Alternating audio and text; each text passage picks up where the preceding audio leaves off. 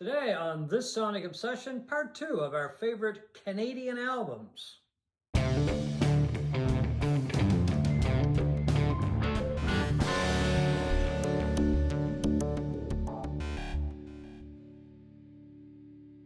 Welcome to This Sonic Obsession. Today we're going to continue with our look at our favorite Canadian albums, part 2. So to get things rolling, here you go, Steve, or there you go.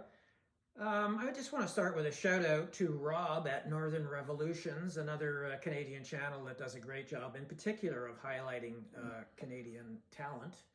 He did his top 10 list just earlier today, and it is very interesting, very unconventional. There's people on that list that I think typically wouldn't be on the top 10 Canadian lists. Those are the kind of lists I like. Well, you do, because I suspect you have a couple in there that could shake this up a bit.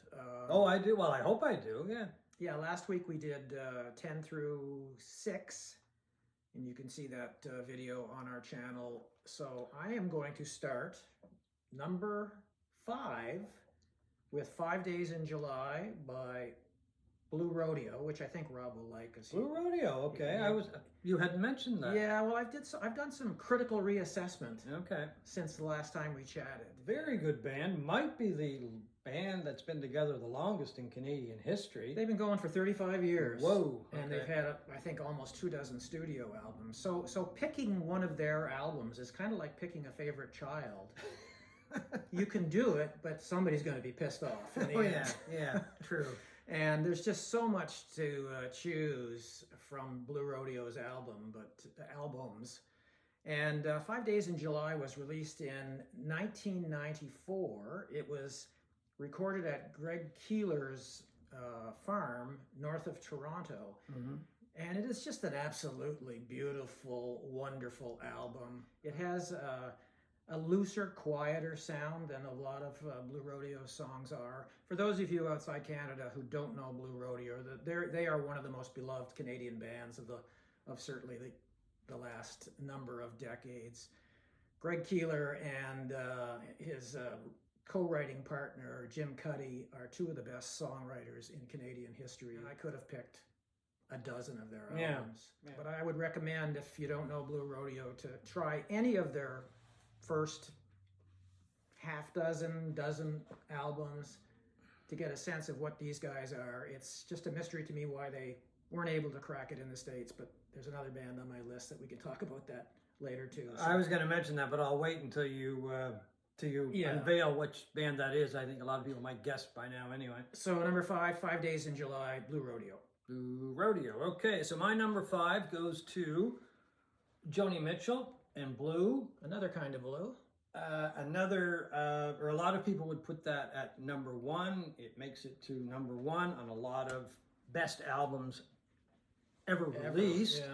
Yeah. You had picked Court and Spark in your first group. I'm going with that because I think that's just a beautiful album. I mean, I think River is probably the most beautiful song that she ever wrote. And when I listen to it, I kind of see Canada in the wintertime. That's how I picture it. Well, especially that line, something, I'm going to butcher her probably, but yeah. I need to find a river to skate away on, or something. Yeah, I believe it's something like that. Yeah. I mean, I don't Apologies to Joni. Yeah, the song Carrie kind of hits a personal note with me because she's talking about her experiences on at Matala, which is on the island of Crete. I spent some time there many, many years ago, so I know how beautiful it is. She's talking about relationship breakups. She's talking about traveling. She mentions Canada, of course, in the album, and just not a bad track on it. And I got to admit, I wasn't a big Joni Mitchell fan until the last couple of years, really. I'm the same way. You know, and maybe it's because I've matured, my tastes have matured, probably, because I used to find her voice, I don't want to say irritating, but I could only take it so much of it at a time, and then I'd have to tune it out. But the more I listen to Blue, the more I like it. It doesn't make me blue. It kind of, I don't know if it makes me happy. It just kind of makes me more reflective than anything because of some of the things that she's talking about on the album. So I forgot to show the cover of 5 Days in July. I don't have vinyl for this, but there you go. My number 4 Canadian favorite album of all time is Rust Never Sleeps by Neil Young. Like Blue Rodeo, it is very difficult to pick one Neil Young album, particularly from the 1970s. It was an incredibly fertile period for him. It was a live recording. I would assume it's probably taken from the same tour that the follow-up album Live Rust came from. They removed almost all of the audience noise, and they did some overdubs, and the material was all new. And it really presents both sides of Neil Young, the sweet, countrified, acoustic side, and the sludgy, grungy Neil Young. The two sides of Neil. There's no question he was the godfather of grunge. Oh yeah. Anybody yeah. that talks about Nirvana and these bands needs to listen to him and Crazy Horse during this period. Yeah. It also contains two of my favorite Neil Young songs, Thrasher, which is an incredible acoustic song with wandering, almost stream of conscious lyrics, and Powderfinger, which became a staple of his live shows for decades. My number 4 pick goes to a group, more so a group than a record, because this is a retrospective of the group Dr. Music, which initially started off as a band that was working on a TV show. There were 16 members in the band. It was put together by Doug Riley, a Toronto musician, keyboardist, who became known as Dr. Music. The band didn't last very long in that incarnation, simply because how could you support 16 members of a band, right? I mean, that was huge. Anyway, eventually the band got whittled down. There were a couple of different versions of the band over the years. The version that I really like, and it's represented on this, is one that included Doug Riley, but it also included Steve Kennedy on sax, and he was in the original version as well. He was a sax player. He'd also been with a Canadian group called Motherload, which was a tremendous group. And a couple of other members that stand out for me in the version that I like were Keith Jollymore on saxophone and horns, and the lead singer and guitarist, Doug Mallory, who was from Nova Scotia, or who had lived here in Nova Scotia, or his family did. And of course, Keith Jollymore was from Nova Scotia, Halifax, and he also played with Lighthouse as well over the years. I'm going with the, excuse me, I'm going with the retrospective because even though they put out 3 really strong albums, and then I think there was another one years later that came out, but it didn't get much attention. And but I found that, to me, it was kind of a singles band. The vocals of Mallory are just amazing. He has this very deep, commanding voice. But one of the other reasons that I really like this band and I really like this album, which is a good representation of the band, is that I saw them live once. My girlfriend and I at the time were both really sick, and they were playing at St. FX University in Antigonish, and they were playing in the basement of either the church or a hall or something. I can't remember now. Anyway, we had tickets, and I don't know what the tickets were, like $1.50 or $2. That was a lot of money, folks, because I was still in high school. Anyway, we decided that we would go. It was a real case of music sure can cure the ills. But it is still one of the most favorite concerts that I've ever attended because the music was so good. These guys were so tight. There was strong instrumentation. I mean, the horns were great. The singing was great, especially the backup singers mixed with Mallory. Steve Kennedy on sax kind of gave it a really good flavor, as he does on this album. And it was just a tremendous show. Unfortunately, the band really didn't last that long. They went off in different directions, and but there is a really good representation of the band on this album called Retrospective, and the 2 or 3 other albums that they did. Speaking of great live bands, my number 3 album is by the Tragically Hip, the much-loved Tragically Hip in Canada, Fully Completely. Now, I debated all last night. I started with Up to Here, their debut album. Are you going to show it to us, or are you going to keep it hidden? No, well, it's these stupid CDs, you know? There you go. Fully Completely. It came out in 1992. Up to Here was their debut album in 1989, and I love that album. So I decided to, put them to the test back to back last night, and fully, completely ended up winning. It's as you would expect with their third studio album. It's just a more mature, fuller sound. Yeah. Fully, completely. It's a more fully, completely Tragically Hip. For Americans who don't know this band, it's just amazing to me that this band never made it big in the States in the 1990s. Much like Blue Rodeo. Much like Blue Rodeo. When you see some of the bands that were selling by the mega millions in the United States during that era, Korn, Creed, I could go on, Bush, Limp Bizkit. It's kind of like we're revisiting Woodstock '99. Yeah, which, by the way, Tragically Hip played there. That's right. They yeah. opened Saturday. They were the first band on the stage. Not exactly a great spot, and they killed it. Just a hard-rocking, wonderful band from Kingston, Ontario. This album is very Canadian. Yeah. Canadian themes, Canadian mythology.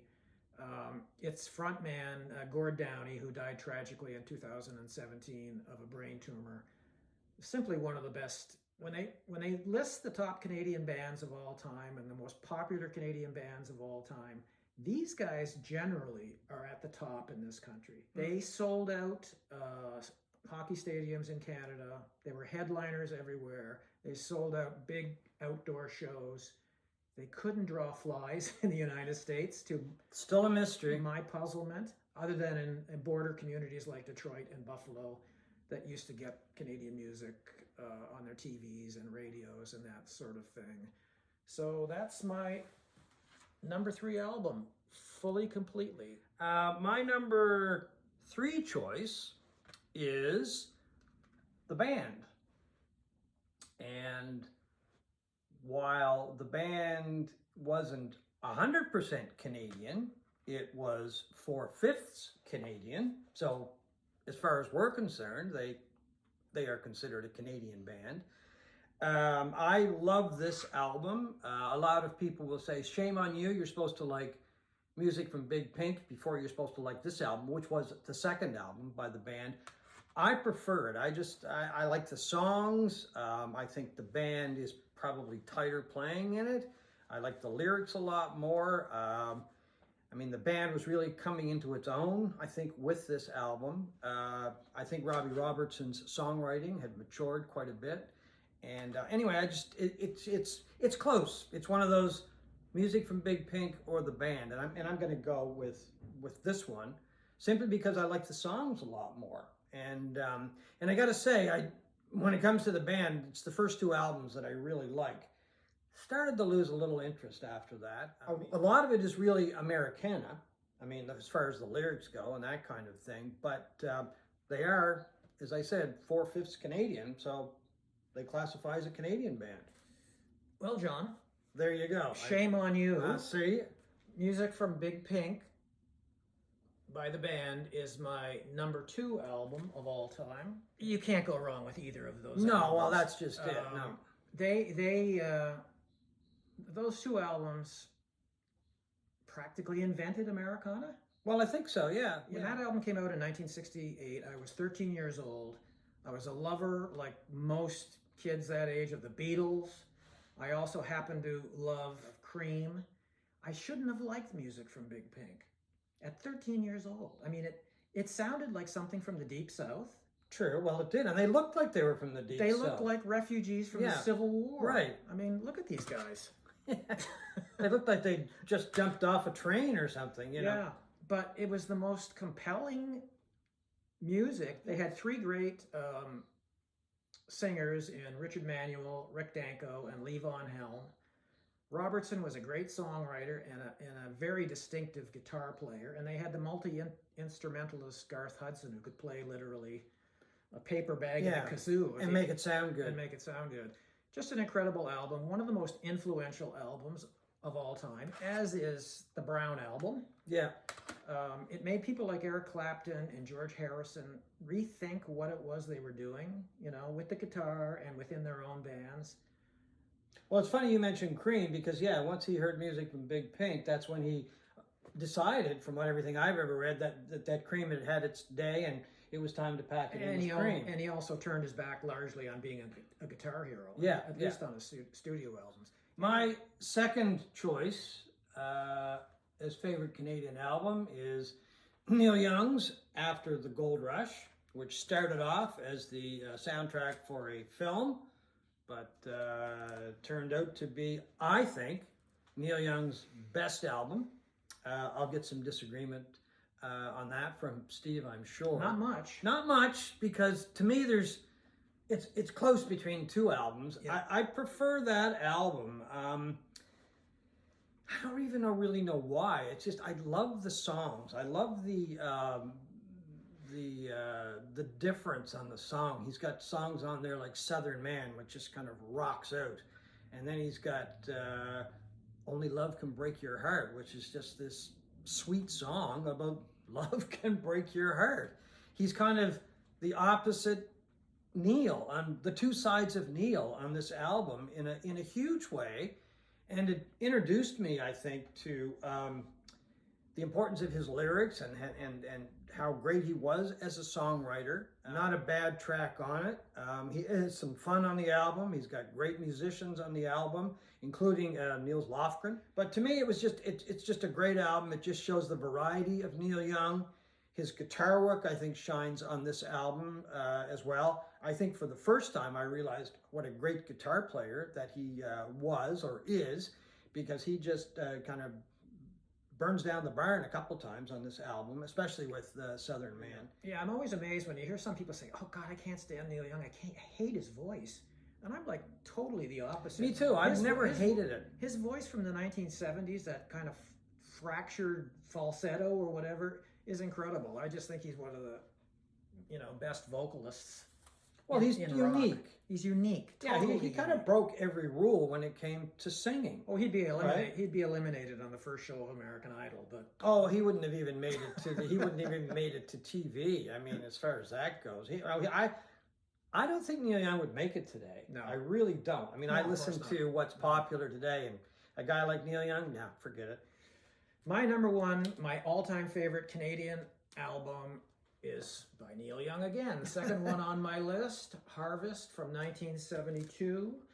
It is quintessential country rock from Southern California from the 1970s. It was Neil Young's biggest selling album, his most commercial sounding album, which in the end sent him veering off the middle of the road, as he said, Yeah. and into the ditch. Yeah. He never does two things twice. He kind of balked at the commercialism of this album. He balked at record executives wanting more of the same, and he came out with the Ditch trilogy of Tonight's the Night, On the Beach, and Time Fades Away. Typically Neil, he followed his muse for a little while and then went off when the muse veered off in another direction. It is just absolutely a wonderful album, sonically superb, like all Neil Young albums are. For whatever reason, no matter who's producing his albums, they all sound great. Well, I think he's just a stickler for perfection, right? I mean, you wouldn't think so. I think he does so much of the stuff live in the studio and that, but whatever, he's got a great ear, even though he plays at 150 decibels with crazy horse. Harvest had a number one hit, Heart of Gold, on it, and was the only number one hit he ever had, and the album went to number one as well, which he's also never done since. But that's what makes him such a captivating figure. My number one album, favorite Canadian album, goes to a group from Halifax, where of course we are. The band is called Pepper Tree. The album is called You're My People. The band only did one album, had a number of singles out, both with this lineup and with another lineup. I love the album. I mean, I think it's just by a great band. Pepper Tree was really known for live shows, because if the Tree, as they were affectionately called, were playing, you got there. I mean, you just made the trip, and I saw them numerous times, and every show was just fantastic. There is a song on this album which they did live, and it's called Airplane. And during the song, Bob Quinn, the keyboard player, would let loose. he would just attack the organ. Tim Garrigan was a really strong vocalist, and he was also the drummer in the band. Jimmy White was a fantastic guitar player. He had played in Halifax bands for years. Chris Brockway, the bass player, I think was originally from Newfoundland, and he just kind of held the bottom down for the band. As I said, when they were playing live, you made sure you got there because it was an event. They were really known for their live shows. The album didn't do all that well, unfortunately. It was on Capitol Records. It was produced by Jack Richardson, who also produced the Guess Who. And earlier I mentioned Keith Jollymore when I was talking with Dr. Music. Keith Jollymore was responsible for the horn and string arrangements on this album as well. Very, very talented musician. Jollymore also played with Lighthouse as well. Some of the songs on this album, they still stand up today. Airplane still sounds good. I have a CD that I play in the car all the time when we're driving. And Try is one of those songs that you could listen to and go, okay, let's take some of those lyrics and apply them to today as far as try and we all can get along. So they really did have a social conscience as well. Just a wonderful album. There's not a bad track on it. And I've loved it since I heard it. Still listen to it quite a bit. So that is our choice of favorite Canadian albums. Top 10 Canadian Top 10 Canadian albums, folks. The next time that we have a show, which will probably be in a week or so, we're going to do honorable mentions and some Canadian albums that we really like that didn't make the top 10. Yeah, just quick little cuts. Yeah, that's next on This Sonic Obsession. Oh, and one other thing. Thank you to Billy Donnelly for pointing out that David Briggs, that I referred to in the last show as a member of, or playing on Great Speckled Bird, Billy pointed out, and I said that he was also the producer of Neil Young. Billy pointed out that it's not the same David Briggs.